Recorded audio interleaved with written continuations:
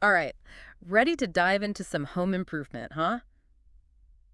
Who isn't dreaming of that perfect kitchen reno or finally adding that sunroom they've always talked about? Always a good feeling, right? The best.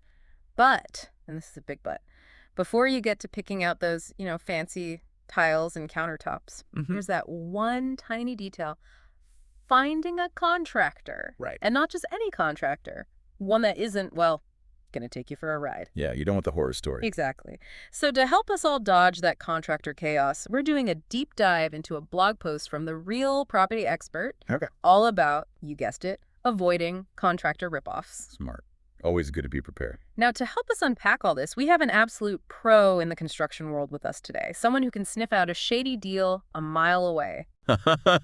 I try. I've definitely seen a thing or two over the years. I bet.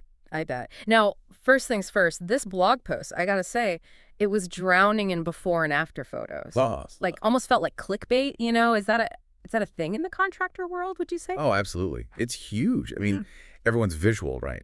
And in this business, seeing is believing. Those shiny, happy makeovers, they work like a charm. I can imagine. But, and there's a but. Always a but.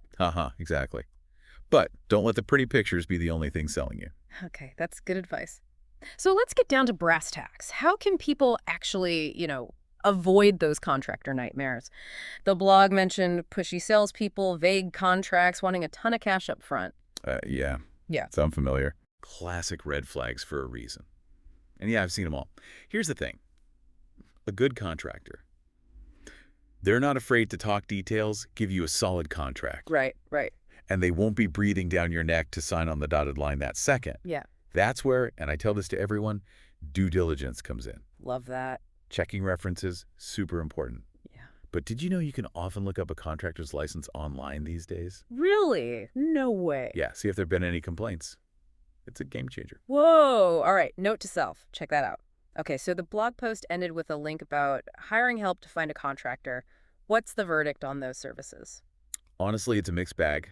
Some are legit and can save you a ton of time. Okay. But there are definitely some that are, well, more interested in taking your money than finding you a good fit. Mm. So again, research is key. Ask the tough questions. Yeah. Like, how do they even find their contractors? And what kind of, guarantees do they offer, Yeah. if any? Makes sense. Yeah. So speaking of guarantees, any stories from your work that really drive home why this is so important? Oh, tons. But this one couple, renovating their basement, Okay. they went with the cheapest contractor, no references, no license check, nothing. And guess what? What? Guy disappeared halfway through the job. Turns out, no license at all. The work was awful, had to be totally redone. Oh, no. Yeah, they ended up spending double what they planned. Yeah. Plus, months of delays and just pure stress. Ouch. Talk about a hard lesson. So, as we wrap things up here, any parting advice for our listeners about to jump into their own home projects? It sounds simple, but trust your gut. If something feels off, it probably is. Don't be afraid to ask questions, walk away from a bad deal, and remember, you're not just hiring someone to work on your house. Right. You're bringing them into your home. So make sure it's someone you actually trust and feel good about. Couldn't have said it better myself.